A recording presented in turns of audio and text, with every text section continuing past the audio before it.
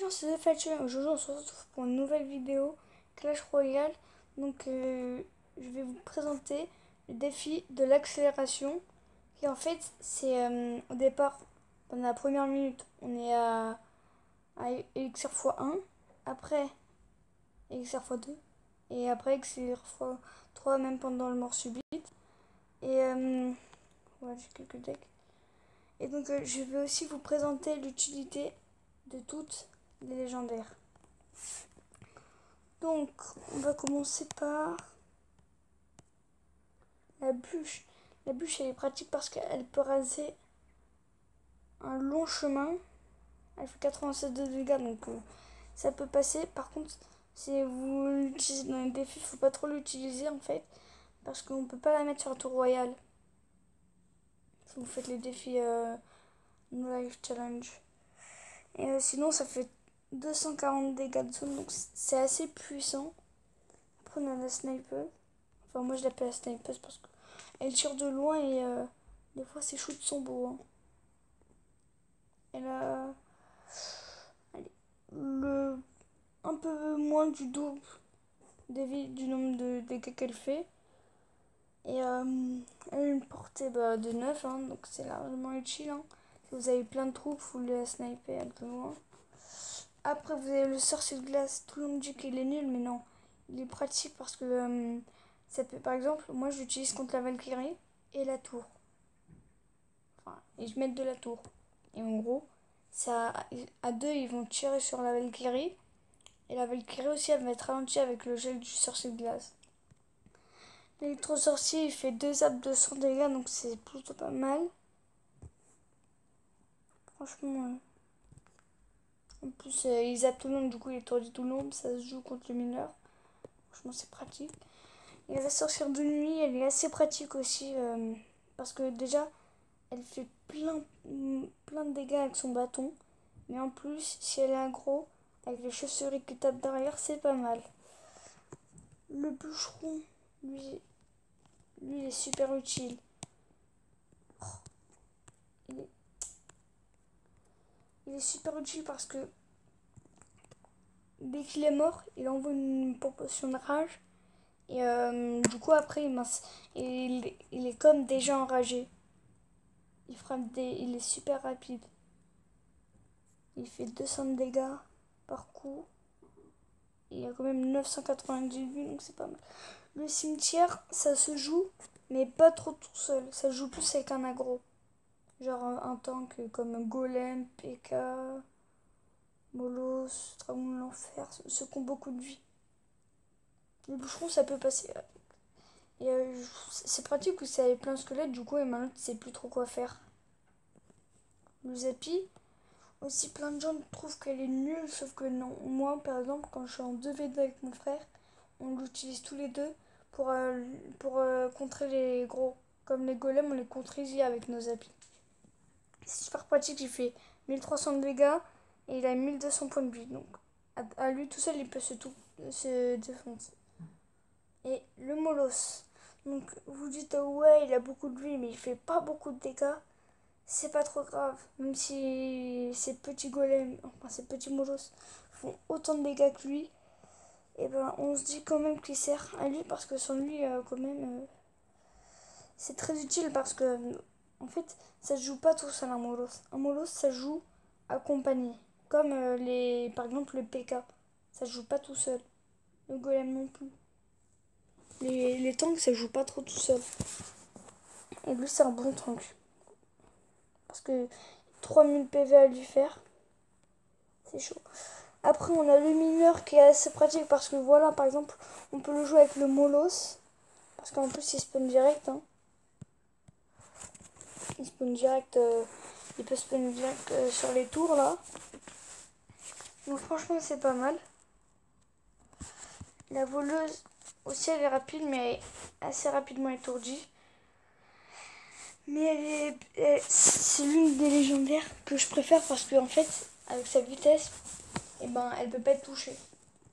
Et sa décharge, son dégât de charge, elle est de 320 et sa portée de charge est de 4 à 6. En gros, faut pas trop jouer avec elle. Hein.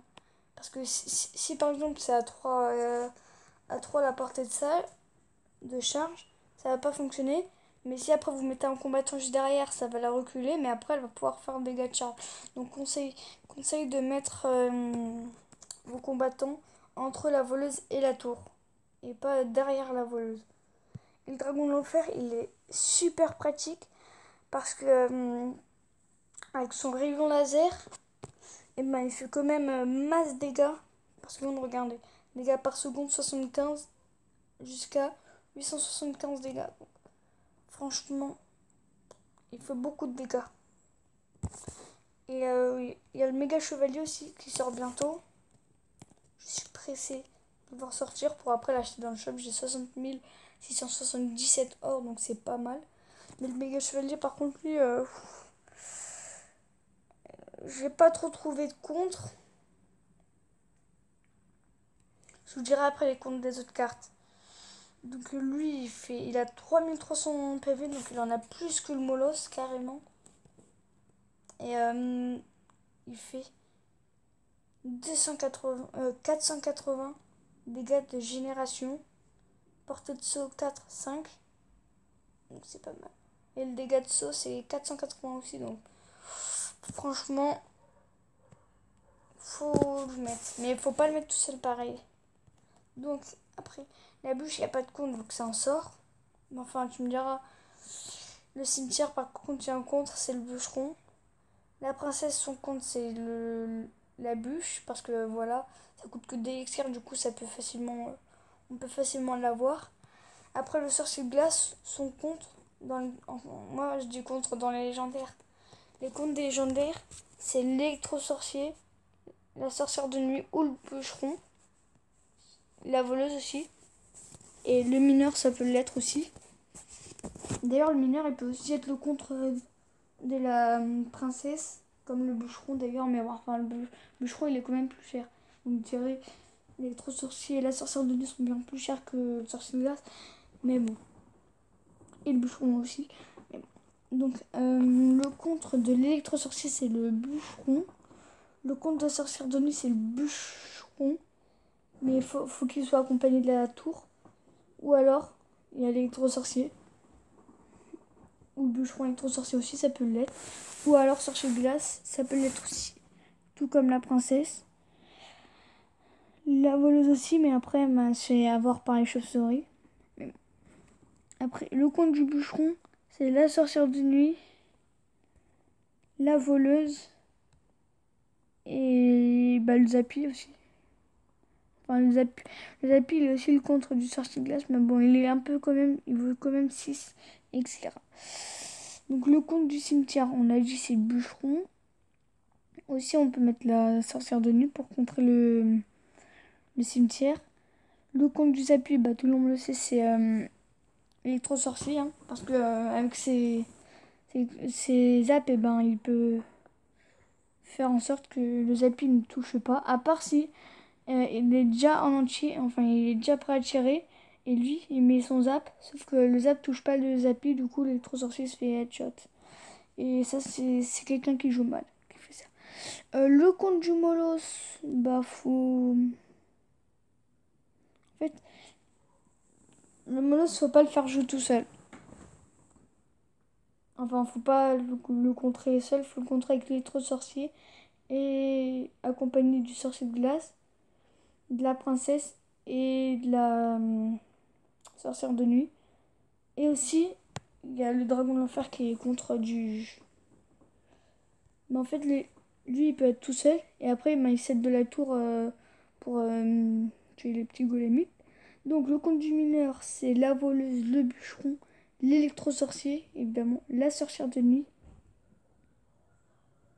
et le sorcier de glace.